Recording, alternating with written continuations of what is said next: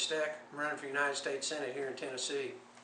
I'd like to talk to you how we can go about getting the federal government under control, and I'd like to also talk to you about getting the national debt and the federal deficit under control, all with the same action.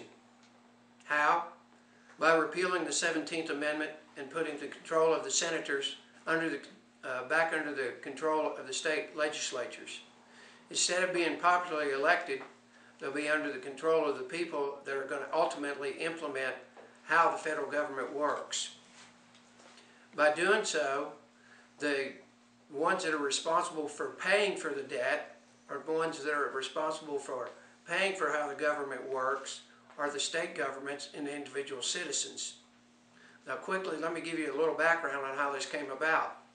Originally under the Constitution, the provisions applied were that the state governments, the legislatures, appointed the senators. But 100 years ago, there was a problem with political partisanship taking place in the state houses, and some of the states did not seat their senators of upward a year. Well, as you can imagine, people got fed up with this, and they decided that it was a better option to go ahead and popularly elect them. Well, I'm going to ask you, how's that worked out for us?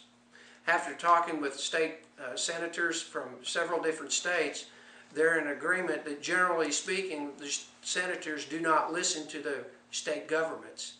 Well, we'll remedy that situation by putting them back under the control of the state governments.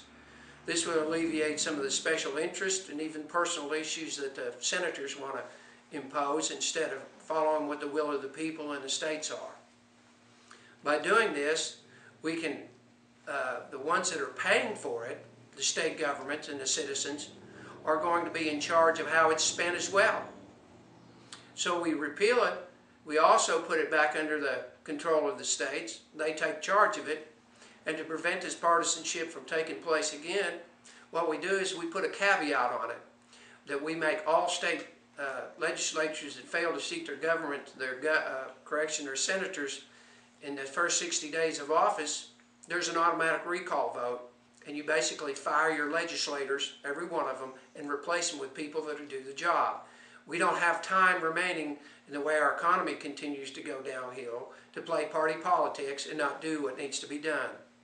I appreciate your time and I appreciate your vote in November. Thank you. God bless.